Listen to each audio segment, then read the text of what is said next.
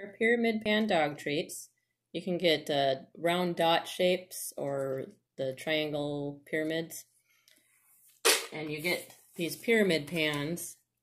They come from, I get mine from Amazon, and you just search for pyramid pan and you'll find them. What their original purpose is for draining the fat off of your, like your roast or something.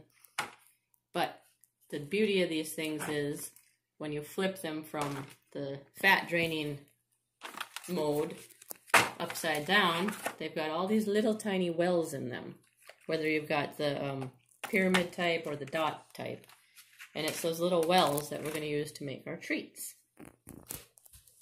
You can do pretty much anything. The goal is to make the consistency of what you're making be about the consistency of either pancake batter or muffin batter. So today I'm going to make tuna treats, and I've got a 6-ounce can of tuna. So I'm going to put that in my bowl here. One easy way is if you use a blender and you just throw everything in the blender. I'm going to use a hand blender today. So we'll get all our tuna in here. And then I'm going to add a couple eggs. You can use the eggshells if you want. Just crush them up and put them in there. If I'm using a blender, I might do it that way, but I'm not using the blender today, so I'm going to keep the shells out. I'm going to put 2 eggs in here. You can adjust the eggs to however you like it. That's the beauty of this recipe. It is very, very flexible. I'm going to set that to the side there. And I'm going to plug in my hand mixer. So we're going to blend up our tuna and egg. We're going for a puree. That looks pretty good.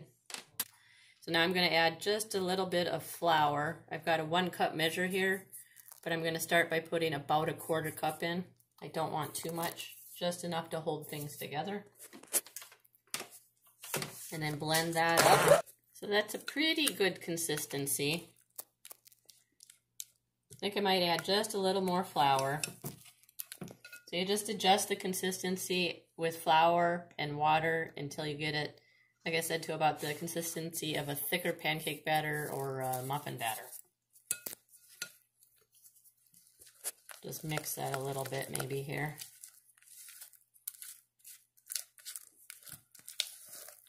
So I've used about a 1/2 cup of flour in here. That looks pretty good.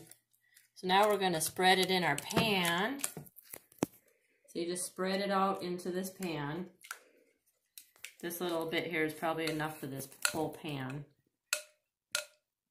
And there's about 500 treats in this one pan.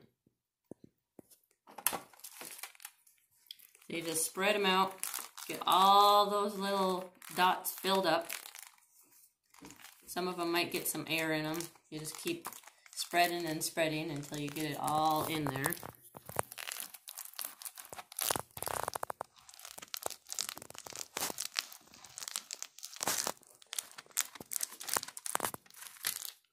They're pretty quick to make these things. Quick and cheap.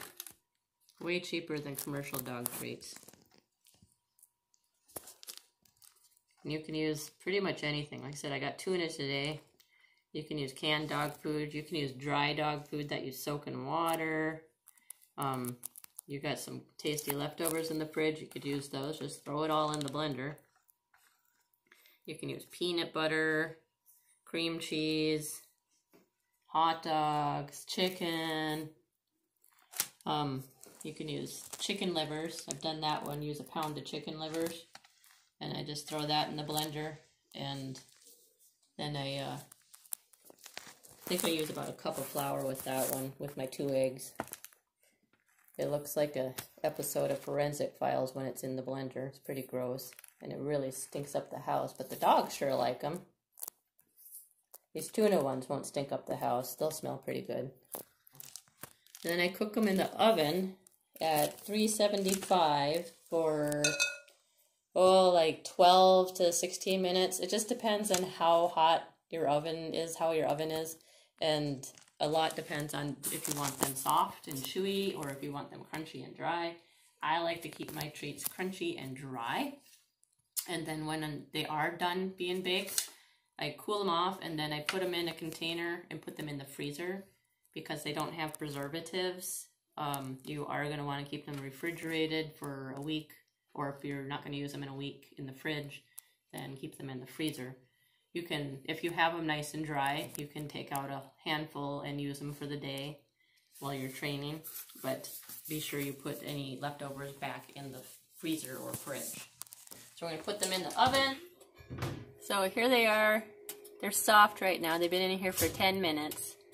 But like I said, I like them crunchy, so I'm going to cook them for several more minutes, at least another 5, maybe more. Okay, so here's our treats. They're in our little pan here, and they're hot as could be. And they're crunchy. I ended up cooking them for about 20 minutes. So it's a good idea to let your pan cool a little bit, but before you try and get them out. But I'm going to kind of rush the process and do like this.